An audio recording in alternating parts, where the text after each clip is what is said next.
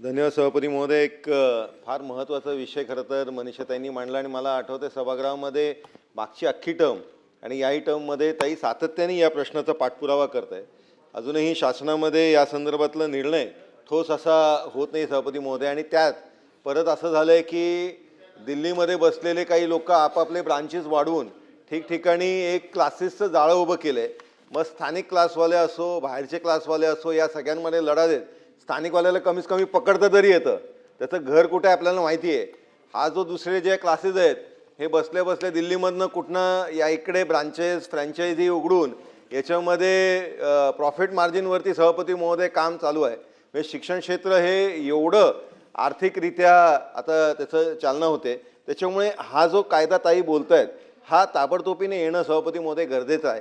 माझी विनंती एवढीच आहे या सभागृहाच्या माध्यमाने की हा कायदा ताबडतोबीने आणण्याच्या संदर्भात शासन याच अधिवेशनामध्ये शुक्रवारपर्यंत आपलं कामकाज आहे तर आपण कारवाई करणार का?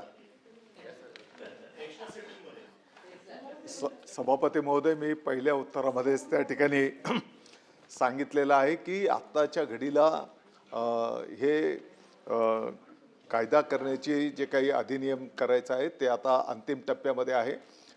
ते केल्याच्या नंतर आपल्याला LNGDला ते पाठवावं लागतंय। त्यांच्या माध्यमातून विविध फॉर्मॅटमध्ये ते आल्याच्या नंतर आपण जनतेच्या साठी पण मार्गदर्शनासाठी त्या ठिकाणी ठेवणार आहोत, त्यांच्या सूचना पण त्या ठिकाणी घेणार आहोत आणि येणाऱ्या अधिवेशनापर्यंत ही सर्व प्रक्रिया पूर्ण करून आपण याचा कायदा त्या ठिकाणी निश्चितपणे करायला घेऊ।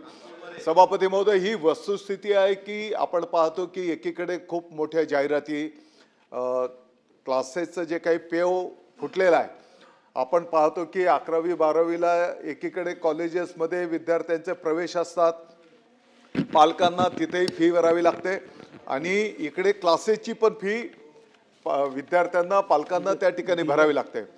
आणि बऱ्याच ठिकाणी आपण पाहतो की हे विद्यार्थी फक्त क्लासेसमधनंच त्या ठिकाणी शिक्षण घेऊन परीक्षेला सामोरं जात असतात आणि दुसरीकडे शासनाला 11वी 12वीचे जे काही शिक्षक प्राध्यापक आहेत त्यांचं वेतन तर नियमाप्रमाणे अदा करावंच लागतंय आणि म्हणून ही जी काही एक विसंगती आहे ही निश्चितपणे त्या ठिकाणी आपल्याला भरून काढावी लागेल।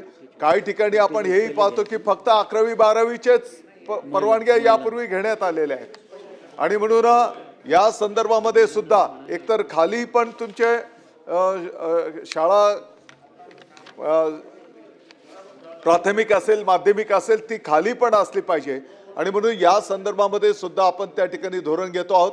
फी काय असली पाहिजे, तिथे भौतिक सुविधा काय असल्या पाहिजेत, जाहिरातीच्याही संदर्भामध्ये काय तिथे निकष असले पाहिजे, तिथे शिकवणारे जे आहेत ते कोणत्या वेळेमध्ये शिकवू शकणार आहेत, त्यांचंही क्वालिफिकेशन काय असलं पाहिजे, या सर्व गोष्टी या कायद्यामध्ये त्या ठिकाणी त्याचं मार्गदर्शन केलं जाईल।